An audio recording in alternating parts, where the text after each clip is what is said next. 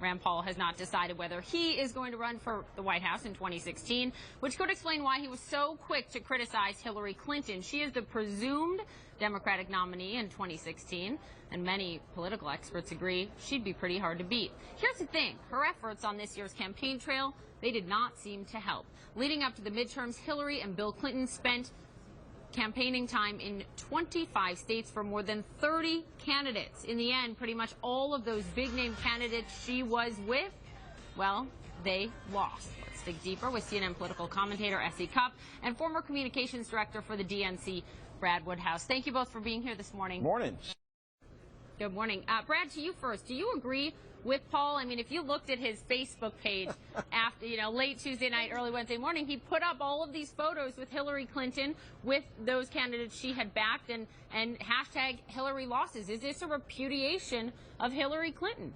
Oh, heck no. I mean, shoot, no. I mean, look, it's a big tell that Rand Paul wants to make this about Hillary Clinton. He wants to run for president. He wants to appeal to the Republican and Tea Party base. And, attacking the Clintons is one way to do that. I don't think this is a repudiation of Hillary Clinton. I think this is, as people discussed yesterday and will, in the days ahead, there are two different electorates in the midterm and in the presidential election. It wasn't the end of the world for Republicans that they lost the presidential election. It's not the end of for Democrats, end of the world for Democrats that we lost the midterms. But I think what the Clintons did, particularly Hillary Clinton, will suit her well going forward, because she was willing to go to tough places where the odds were against her. And I think Democrats in particular will appreciate that, and I think she'll reap the dividends of that. I want to talk about that in just a moment, and in terms of the electorate that did come out and actually vote and who didn't. But before I do, Essie, I want to get your reaction to these numbers. When you look at some of the exit polls from Tuesday, 34% of people say they would vote for Hillary Clinton in 2016, no matter who else was in the race. Yeah. What do you make of those numbers? Well, look, Brad is right to the extent that I think if Jesus were campaigning for some of these Democratic candidates, they still would have had a tough time. Yeah. But I think what those numbers speak to, and her record on the campaign trail speaks to, is the fact that so much has changed in Hillary Clinton's Democratic Party since the last time she held elected office. Back in 2006, you could be a Democrat who opposed gay marriage, a Democrat who voted for the war, a Democrat who cozied up to Wall Street. Back then, she used to hype her husband's record on welfare reform and lowering abortion rates. These are just not things that Democrats can talk about now. So when she goes to a rally for Martha Coakley in Boston, she looks like an Elizabeth Warren wannabe. She's just kind of an anachronism in her party, and I'm not sure she completely represents where Democrats are today. She'll have to do some contortions over the next 2 years to get there in time for 2016. That might not be convincing enough by that time, though.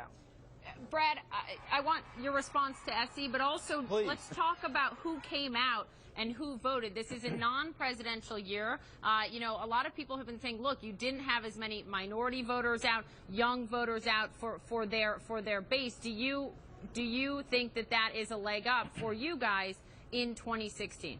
Well, of course I do. And look, I think this is a problem that Democrats have to solve. The president has spoken about this. We have got to figure out how we take presidential year voters that come out in big numbers, younger voters, minority voters, and make sure that they understand the stakes in a midterm election. Sometimes I think a party's base doesn't always understand the stakes in a midterm election when they hold the White House, and we've got to do a better job than that. But I got to disagree totally with Essie on where Hillary Clinton is. I mean, the party has changed. Look, the Republican Party has changed. Look at what the Tea Party's grip is on the Republican Party. So maybe it would be accurate to say that both parties have moved to the edges. But Hillary Clinton, 83% of people in the exit polls, Democrats in the exit polls, said they would like to see Hillary Clinton run for president or supported her running for president. Yeah, I've acknowledged this as well. The party for someone like Jeb Bush has changed a lot since the last time he held elected office too. So you're absolutely right.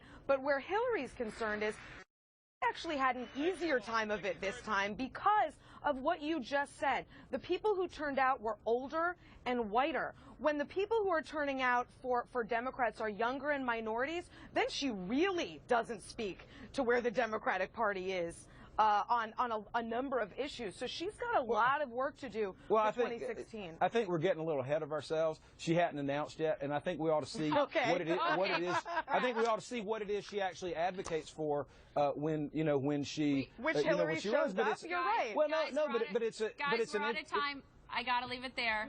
Gotta leave our viewers hanging. You. Will she run? Won't she run? Exactly. And also, how close is she going to get to President Obama in the next 2 years, given a lot of people are criticizing him for, being too isolated? We'll see what happens with that as well. SC Cup, Brad Woodhouse, thank you both very much. We'll be back in just a minute.